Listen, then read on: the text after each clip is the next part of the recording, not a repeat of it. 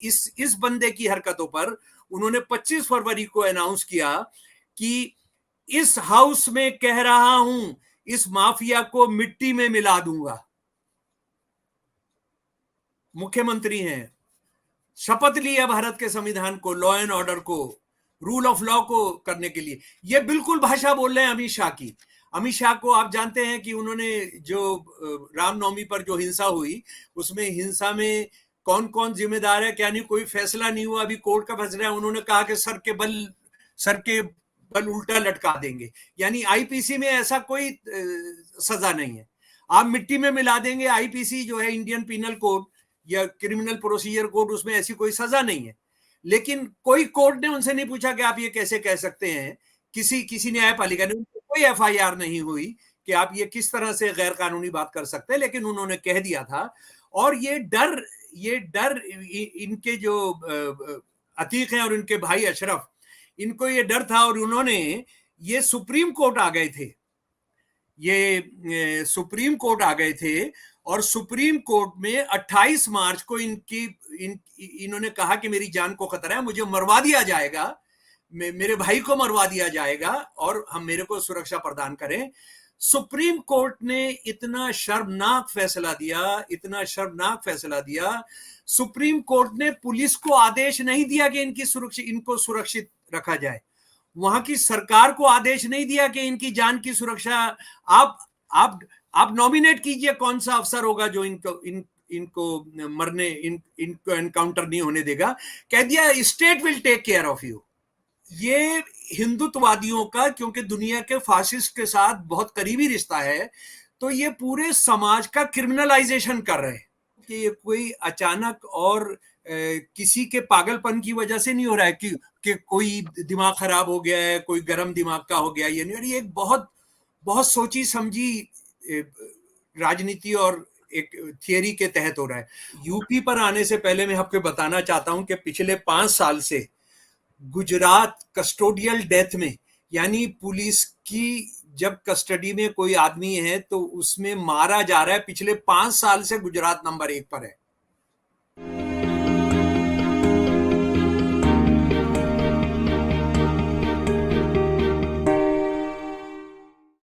Bulldozer, encounter और murder मिट्टी में मिला देंगे। जी हाँ, बात कर रहा हूं अतीक अहमद हत्या मामले की। दोस्तों, मैं रतनलाल बोल रहा हूं और आप देख रहे हैं अम्बेडकर नाम। पुलिस कस्टडी में एक बाहुबली नेता की हत्या हुई है और ये नृशंस हत्या है। कल विजय शंकर साहब से मैं बात कर रहा था, उन्होंने कहा कि उत्तर प्रदेश में कि पूरे इतिहास में इस तरह की हत्या नहीं हुई और उत्तर प्रदेश पुलिस पर यह कलंक है। ये विजय शंकर सिंह आईपीएस अफसर हैं, रिटायर्ड हैं, उन्होंने कहा। आज शमसुल इस्लाम साहब हैं, पॉलिटिकल साइंटिस्ट हैं, पॉलिटिकल साइंस के प्रोफेसर हैं, और जिस तरीके से ये माहौल बनाया जा रहा है, जिस तरीके से ये हत्या हुई है, इसके राजनीतिक दृष्टिकोण से, समाजशास्त्रीय दृष्टिकोण से क्या मायने हैं, इसका विश्लेषण जरूरी है। स्वागत है सर अम्बेडकर नामा में। जी जी, आप तो लगातार लिख पढ़ रहे हैं, बोल रहे हैं, क्या क्या चल रहा है सर? ये राम राज्य ऐसा ही होगा क्या? हाँ, मुझे लग रहा है कि ये राम राज्य ही है, लेकिन ये राम राज्य वो नहीं है जिसकी हम लोग कल्पना करते हैं या इस देश के लोग कल्पना करते हैं। ये राम के नाम पर, राम के नाम पर जो खेल खेला जा रहा है वो इस देश को तबाह और ख़त्म करने का है। देखिए, एक दो बात हम ये जो पुलिस के संरक्षण में जो मारा गया है, पुलिस के पैट्रोनेज में जो मारा गया है, उसमें एक दो चीज समझ लें कि जो हमारे देश का कानून है उसमें आपको जब तक फाइनल सजा नहीं हो जाए आप बेकसूर होते हैं, आप बेकसूर होते हैं। ये कानून है, ये हमारा कानून है। और उसके अलावा बात यह है कि आप जो है एक पूरा सिस्टम है जिसके तहत आप काम करते हैं। लेकिन हमारे देश में 2 राज्य हैं जहां पर ये है कि वहां आपने सब कुछ एक तरफ करके रख दिया, उसमें आप कुछ नहीं मानते हैं। जो सड़क पर आप कर सकते हैं वो आप करते हैं। ये यूपी पर आने से पहले मैं आपको बताना चाहता हूं कि पिछले 5 साल से गुजरात कस्टोडियल डेथ में, यानी पुलिस की जब कस्टडी में कोई आदमी है तो उसमें मारा जा रहा है, पिछले 5 साल से गुजरात नंबर 1 पर है।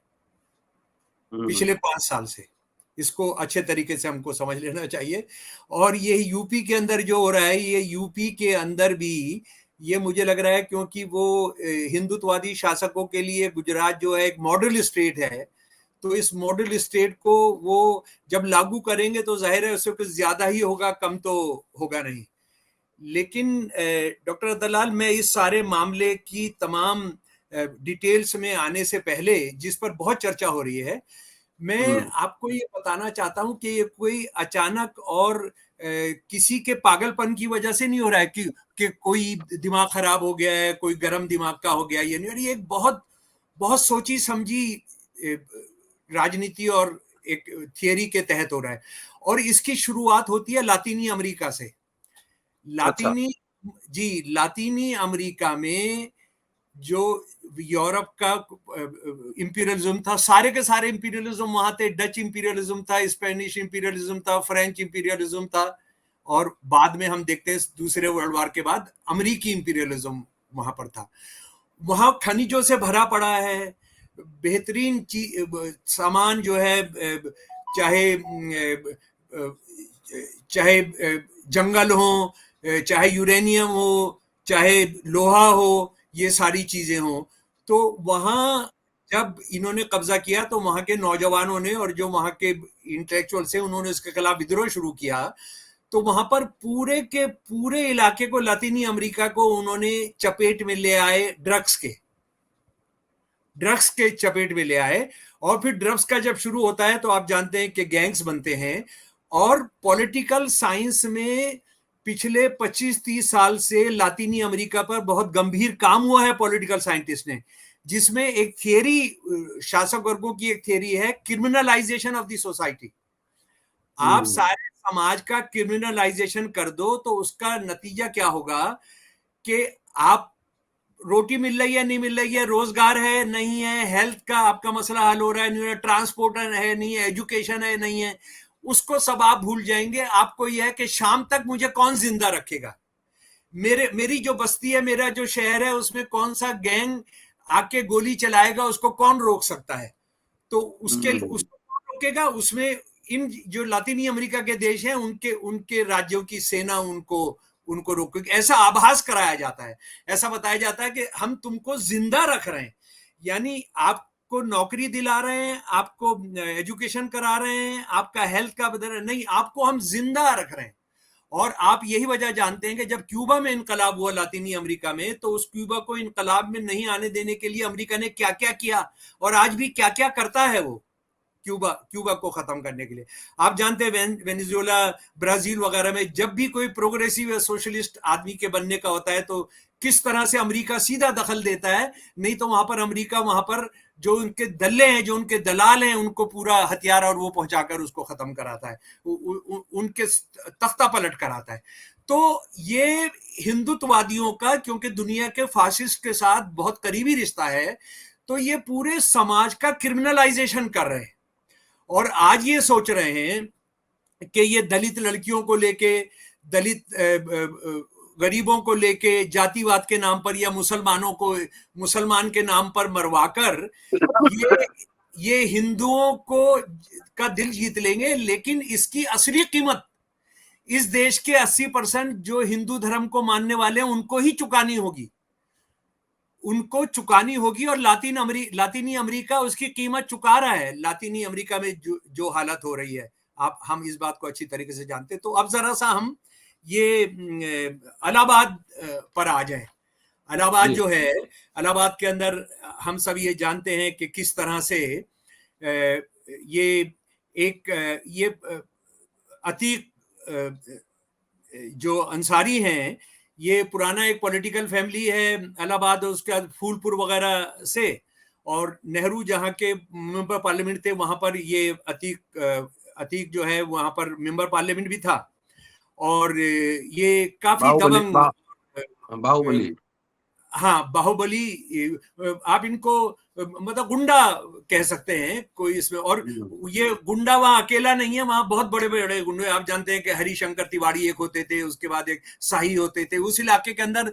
तो ये जैसे कैक्टस पलता है ना, कैक्टस जो उगता है, ये उस तरह से उगते थे। तो ये वहां पर थे, और इन्होंने वहां पर जो राइवलरी थी उसमें बहुजन समाज पार्टी के एक नेता को कत्ल किया था, उनके परिवार वालों के साथ बहुत बुरा किया था। और इन पर बहुत मुकदमे चल रहे थे। और योगी जी के आने के बाद योगी जी का ये कहना था कि दो लोगों को तो नहीं छोड़ेंगे। एक वो अपना अंसारी अंसारी। रामपुर का, एक रामपुर का, एक हाँ हाँ। एक रामपुर की जो समाजवादी पार्टी है, और ये भी इत्तेफाक से Samajwadi Party, and they happen to be Muslims. तो लेकिन इनको, योगी साहब को, वो मुरादाबाद की वो बच्ची जिसको मुसलमान नहीं थे उसको रेप करने वाले, उसको परेशान करने वाले, उस बच्ची ने मरने से पहले चिट्ठी लिखी कि मेरे मरने के बाद तो कम से कम मेरे घर को सुरक्षा दे दीजिएगा। हाथरस में जो बच्ची के साथ हुआ, जिसके साथ कुकर्म करने वाले कोई मुसलमान नहीं थे, वहां पर इनको इनको हिंदू सम्मान, हिंदू आत्मसम्मान, हिंदू खतरे में है। हमारे मुख्यमंत्री जी को पता नहीं लगता, लेकिन इस बंदे की हरकतों पर उन्होंने 25 फरवरी को अनाउंस किया कि इस हाउस में कह रहा हूं, इस माफिया को मिट्टी में मिला दूंगा।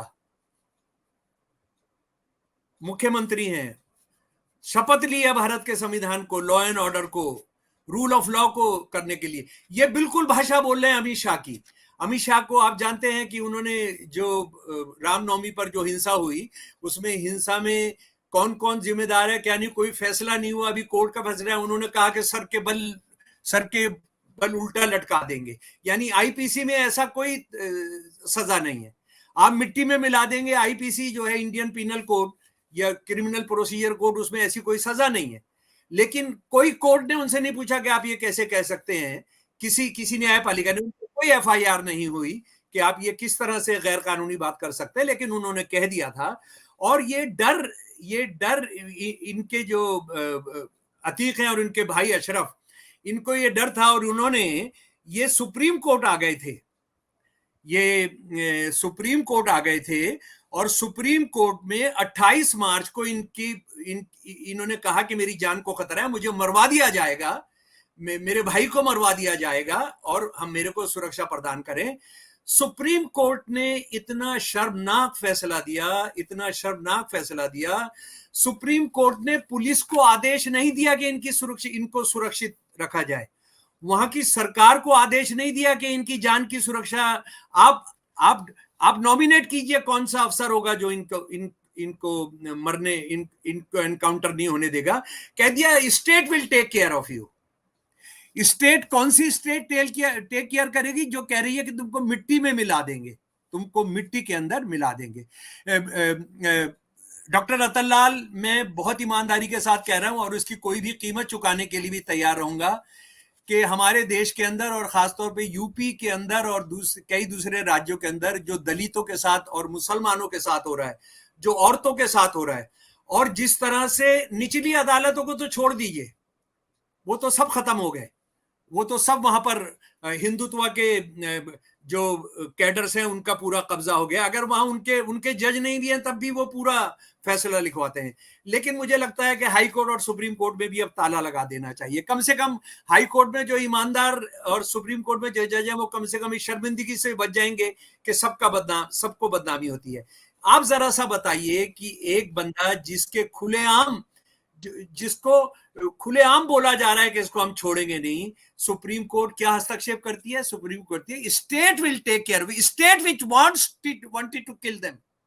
स्टेट जो कह रही है कि हमको छोड़ेंगे नहीं, वो स्टेट को जिम्मेदारी उन्होंने दे देती है। No order to police, police को कोई ऑर्डर नहीं करती। और दूसरी बात यह है, ये तीन जो लड़के हैं, अरुण मौर्य, सन्नी सिंह और लवलेश तिवारी, आप जरा सा सोचिए कि ये तीनों आते हैं, इनके पास एक बहुत एडवांस्ड टर्की का आया हुआ एक पिस्तौल है, और आज उनके घर वाले कह रहे हैं हमारा कोई ताल्लुक नहीं है, लेकिन ये मुझे झूठ लगता है। झूठ इसलिए लगता है कि ये सब जो कुछ कर रहे थे, जिस तरह से इन्होंने गोलियां मारी हैं, जिस तरह से इन्होंने गोलियां मारी हैं, जिस तरह से इन्होंने प्लान किया है, इनको ये कह के तो ड्रग लेते थे, ये तो ये था, ये तो, और इनका इनका पुलिस के साथ बहुत गहरा ताल्लुक था। उसका मैं आपको बताना चाहता हूं डॉक्टर रतनलाल, कि जो अरुण मौर्य है, इस पर 2 बड़े संगीन केस हैं हरियाणा के अंदर। एक हथियार रखने के लिए और एक उसके बाद कत्ल करने के लिए, जहां तक मुझे जानकारी है, कोई उसी तरह का एक संगीन मामला है। दूसरा जो सन्नी सिंह है, इस पर 13 केस हैं, इस पर 13 केस हैं। और ये जो लवलेश तिवारी है, इस पर 4 केस हैं। यानी इसका मतलब क्या होता है कि ये पेशावर मुजरिम है, और पेशावर मुजरिम, पुलिस के साथ इनका गहरा ताल्लुक है, और पुलिस के दबाव में ये जाहिर है रहते हैं। और पुलिस के दबाव में जब ये रहते हैं तो पुलिस इनको बहुत सारी बार अपने अपने लिए इस्तेमाल कर सकती है। मैं उसका भारत के इतिहास से एक उदाहरण आपको देना चाहता हूं। अफजल गुरु का नाम हम सब जानते हैं। अफजल गुरु कश्मीर के थे। आज आज बहुत सारे लोग अफजल गुरु को कि वो तो बहुत ईमानदार और ये सब आदमी था। मैं बताना चाहता हूं, अफजल गुरु एक कश्मीर के अंदर इंडियन इंटेलिजेंस का मोल था, उनके लिए काम करता था। उसको ये कहा गया कि तुम ये सफेद गाड़ी लेकर इन लोगों को लेकर फला जगह ले जाओ। उसने वो काम किया, क्योंकि उसके कई नंबर 2-3 के धंधे जो थे वो पुलिस वालों से, इंटेलिजेंस वालों से साबका पड़ता था, तो इंटेलिजेंस वाले इसकी मदद कर देते थे, क्योंकि उसको मोल के तौर पर पाल रहे थे। ऐसा बहुत सारी बार आप देखते हैं जो पुलिस के मुखबिर बनते हैं कि वो किसी केस में फंसा और वो पुलिस वालों ने उनको इस तरह से किया कि तुम हमारी मुखबरी नहीं करोगे तो हम तुमको छोड़ेंगे नहीं। ये अफजल गुरु के साथ से जो काम कराया गया था, उस काम उसी तरह से इन बच्चों को कराया गया। और दूसरी एक बहुत शर्मनाक बात है कि जो पुलिस वाले वहां पर हैं, वो रात को 10:30 बजे इनको लेकर जाते हैं, यानी पहले से सारी तैयारी है। अरे आपको एक एक कानून के हिसाब से एक उनकी इन्वेस्टिगेशन करानी है, वो तो उनको आप जेल में भी करा सकते थे। इतने खतरनाक मुजरिम है, ये कहीं भाग ही जाए, आपने जेल। और 10:30 बजे आप लेकर गए। सारे बड़े पुलिस के अफसर, सारे पुराने जो जज हैं सुप्रीम कोर्ट, हाई कोर्ट के इस सवाल को उठा रहे हैं, 10:30 बजे आप उनको लेकर जाते हैं। और उसके बाद देखिए, ये जो गोली मारी जाती है इनको, अतीक को तो 8 गोलियां मारी जाती हैं। कहां कहां पर? सर पर, गले में, सीने में, पेट में, थाई में, कमर में। ये 8 गोली चलाने के अंदर अगर आपने 8 मिनट तो लगे होंगे, नहीं लगे होंगे, 5 मिनट नहीं, तो लगे होंगे, नहीं लगे होंगे। कुछ 8 सेकंड में गोली, चला वो पूरा। ऑटोमेटिक रिवॉल्वर था, ऑटोमेटिक था, कुछ ही सेकंड में धड़ धड़ चल गया होगा। नहीं 5 मिनट। आपने चेंज करना पड़ेगा। देखिए, आपने यहां मारा, फिर आप यहां, आप इसको करा के देख सकते हैं ना कभी। आपने गोली यहां मारी, फिर आपने यहां, भाई मैं कह रहा हूं 2 मिनट लगे होंगे, 2 मिनट लगे होंगे, नहीं लगे होंगे। वहां पुलिस वाले जो 50 पुलिस वाले थे, वो क्या कर रहे थे? किसी ने तो बंदूक नहीं भाग, चलाई, किसी ने उसमें उनको ज्यादातर उनको भाग रोका गए। नहीं। जी, नहीं, पहले से तय था तो भागेंगे ही, भाग गए। और दूसरी बात यह है, जो इस देश कभी भी जवाब नहीं दे पाएगा, कभी भी ये देश जवाब नहीं दे पाएगा कि आपने उन बंदों का रिमांड नहीं लिया। कोर्ट ने भी नहीं कहा कि तुम इनका रिमांड क्यों नहीं मांग रहे, उनको 15 दिन के लिए जुडिशियल कस्टडी में भेजा। यानी आपने, वो उनके पास पिस्तौल कहां से आई, तुम क्या कभी मिले? और पुलिस वाले बोल रहे हैं वो तो कभी आपस में मिले नहीं थे, तीनों एक साथ आ गए, आपस में मिले नहीं थे। आपने उनको इन्वेस्टिगेशन करना चाहिए था। ये बिल्कुल उसी तरह से है जैसे वो औरत जिसने मोहम्मद साहब के बारे में जो बोला था, क्या नाम था उसका, शर्मा, नुपुर शर्मा। नूपुर शर्मा, उसको बुलाकर आपने कभी इन्वेस्टिगेशन नहीं किया, उसका आपने कभी कस्टडी नहीं मांगी उसकी आपने। ये अजीबोगरीब है, वो ये कस्टडी क्या, वो अजीबोगरीब। तो पुलिस ने प्रोटेक्शन दिया। पुलिस ने पुलिस, प्रोटेक्शन दिया। अभी वहां 25 पुलिस वाले शायद उनके घर के बाहर या उनको फॉलो करते हैं। सुप्रीम कोर्ट ने उनको प्रोटेक्शन दिलाया, ठीक है, प्रोटेक्शन। अब मुझे मुझे मुझे गिरफ्तार कर लिया। हाँ हाँ, जी, आपको गिरफ्तार कर लिया। जी। और दूसरी बात यह है कि आप यूपी के अंदर देखिए, 183 हो चुके हैं जब से योगी जी आए, 183 एनकाउंटर हो चुके हैं। उसमें 37% मुसलमान हैं। मुसलमानों की आबादी यूपी की 18 से 19% है, और 37% से भी ज्यादा उसमें दलित हैं, और हमारे दलित हैं। और ये तो ओबीसी था, ये तो ओबीसी था जिसका ओबीसी प्रधानमंत्री हमारा कहता है कि मैं ओबीसी देखिए मैं प्रधानमंत्री। कौन था ओबीसी? ये अतीक। अच्छा। They are Ansaris, they are Ansaris. Hmm. Ansari वो हैं जिन्होंने 1947 पाकिस्तान के खिलाफ सबसे बड़ा कुर्बानियां की। हजारों हजारों अंसारी मारे गए। मुस्लिम मोमिन कॉन्फ्रेंस ने मुस्लिम लीग के खिलाफ, मुसलमानों का सबसे बड़ा संगठन जिसने सड़क पर टक्कर ली मुस्लिम लीग के गुंडों से, ये वो लोग हैं। ये उस जाति से आते हैं। और उसके बाद आप आप एक और शर्मनाक बात आप ये देखेंगे कि ये जो खुशियां मनाई गई, इनके मरने पर, और इसमें एक और बात यह है कि इनके बेटे को 5-6 दिन पहले इनके बेटे को मारा गया था, 19 साल के बच्चे को, उसके एक ड्राइवर के साथ, और उस पर इनको जाने नहीं दिया गया था उनकी तदफीन के अंदर। और आज पता लग रहा है कि इन लोगों ने, अतीक ने और अशरफ ने, एक चिट्ठी लिखी है चीफ जस्टिस को और मुख्यमंत्री को। मुझे लग रहा है कि क्या चिट्ठी लिखकर क्या होगा, क्योंकि सुप्रीम कोर्ट तो कुछ उसी तरह का करेगी जिस तरह से उन्होंने बाबरी मस्जिद में किया, जिस तरह से वो दूसरे केसों में करते हैं। अभी यूएपी के बारे में सुप्रीम कोर्ट का एक फैसला चिट्ठी आया। तो चीफ जस्टिस ऑफ इंडिया को मैं भी लिखने वाला। हाँ, आपने अभी लिखी नहीं? नहीं, अभी लिखूंगा, बहुत बहुत बिजी था। हाँ नहीं, हाँ वही है, लेकिन लिखूं, उसको जरूर लिखिए। उसको लिख के और प्रेस कॉन्फ्रेंस भी करूंगा। हाँ, प्रेस कॉन्फ्रेंस भी करिए दोबारा। और हम जो वो प्रेस कॉन्फ्रेंस करेंगे, हमने गाने आना है। अच्छा, दूसरा ये है, ये जय श्री राम का नारा लगाया गया। जय श्री जय राम। श्री राम यानी आरएसएस की शाखा जैसा ट्रेनिंग। जय श्री राम हिंदुत्ववादी संगठनों के लोग लगाते हैं हर चीज के अंदर लेके। वो केसरिया झंडे के साथ तिरंगा झंडा उठाते हैं और उसके बाद जय श्री राम, हर चीज में जय श्री राम करते हैं। आप जानते हैं आरएसएस के लोग कैसे ममता को लेके जय श्री राम करते हैं, किसी पर हमला करते हैं जय श्री राम करते हैं। आखिरी बात जो सबसे इंपॉर्टेंट मेरे 40 साल का रिसर्च का नतीजा है, वो मैं आपके साथ शेयर करना चाहता हूं। और ये देखिए कड़ी कैसे जुड़ जाएगी। मैं गरीबों की बस्तियों में, दलितों की बस्तियों में आरएसएस कैसे काम करता है, मैं उस पर काम कर रहा हूं 40 साल से डॉक्टर रतन लाल जी। एक दिल्ली और एक 2 फरीदाबाद की बड़ी बस्तियां, बहुत बड़ी गरीबों की बस्तियां, उसमें मेरे रिसर्च का नतीजा क्या है। आरएसएस के जो लोग हैं, अच्छा एक और याद रख, हाँ इसके बाद ही मैं जोड़ दूंगा। आरएसएस के लोग जो हैं वो बाकायदा गरीबों की जो बस्तियां होती हैं वहां जाकर जो गरीबों के बेरोजगार बच्चे होते हैं उनको पालते हैं और उनको सब तरह की बुरी आदतें डालने के अंदर ये हिंदुत्ववादी संगठन के जो लोग हैं ये उनको डालते हैं और उनको कभी कभी कुछ काम कराने ले जाते हैं। वो क्या काम होते हैं कि किसी की पिटाई करवाना है, हमला करवाना है, किसी को घेरना है, किसी की दुकान तोड़नी है, तो उनको कहते हैं कि चलिए थोड़ा आपको मजा कराने लेके चल रहे हैं। अच्छा, ये बच्चे भी दबे कुचले सब, उनको नहीं, अच्छा बहुत बढ़िया खाना खिलाएंगे, बहुत बढ़िया बस के अंदर लेकर जाएंगे, और जो काम कराना होता है वो काम कराते हैं, जो काम कराना होता है कराते हैं, उसके बाद उनको पैसे भी देते हैं। ये ऊंची जातियों के बच्चे को नहीं लेकर जाते ये सब काम कराने के लिए। ये भी आप तीनों बच्चे देखेंगे, तीनों बच्चे बड़े हाल बुदहाल परिवारों से हैं।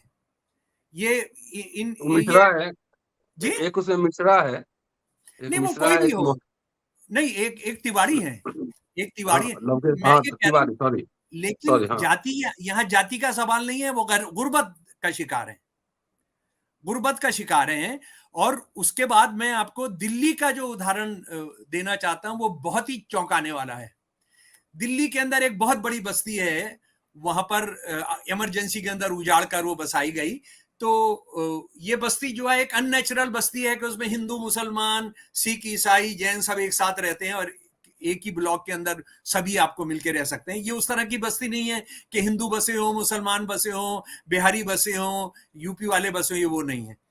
तो वहां आरएसएस के जो फंक्शनरी हैं या हिंदुत्ववादी संगठनों के जो फंक्शनरी हैं, वो वहां जो कमेटियां बनाते हैं, जरा उसका चरित्र समझ लीजिए।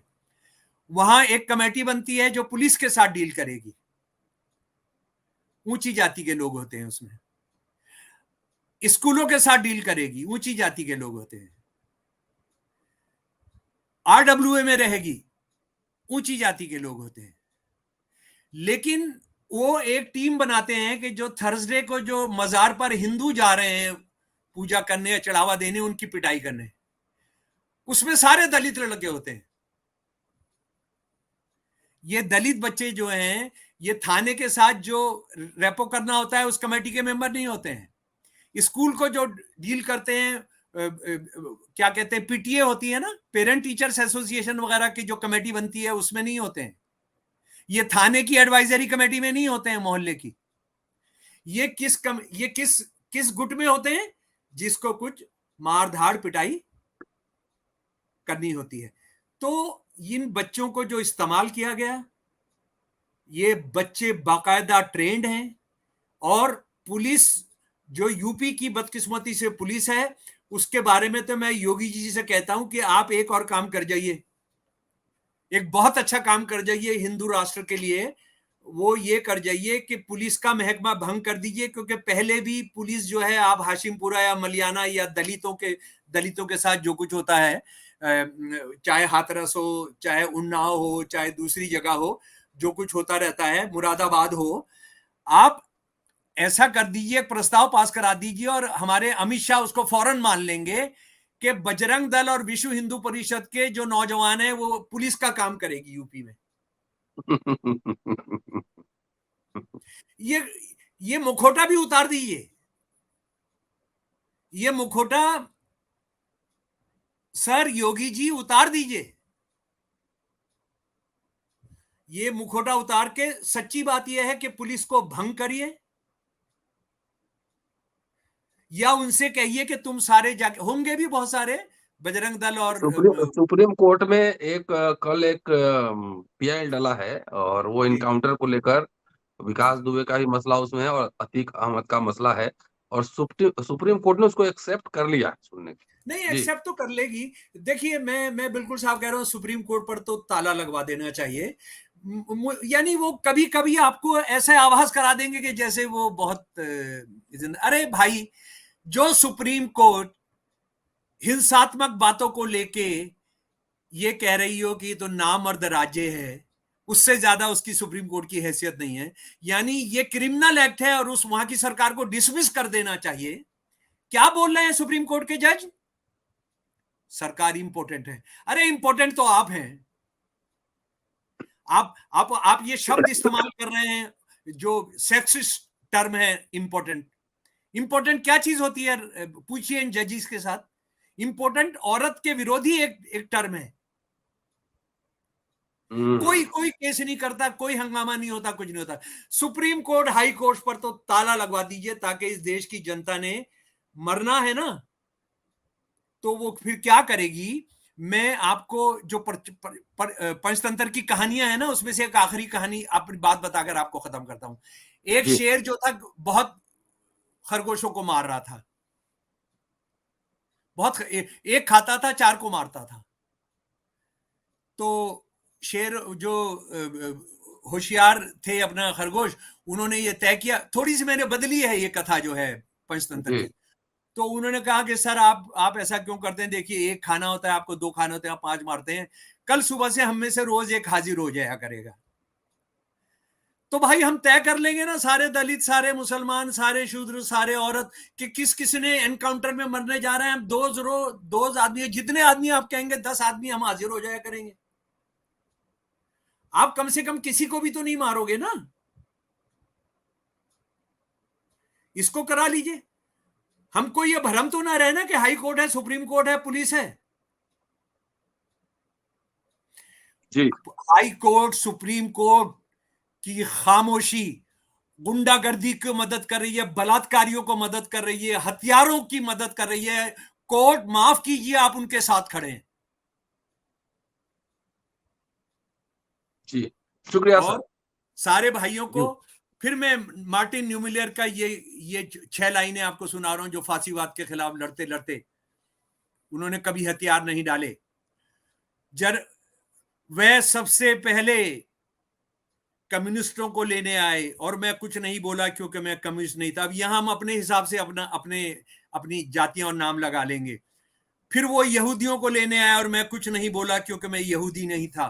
फिर वह मजदूर संगठनों के लिए आए और मैं कुछ नहीं बोला क्योंकि मैं मजदूर कार्यकर्ता नहीं था। फिर वह कैथोलिक को लेने आए और मैं कुछ नहीं बोला क्योंकि मैं प्रोटेस्टेंट था।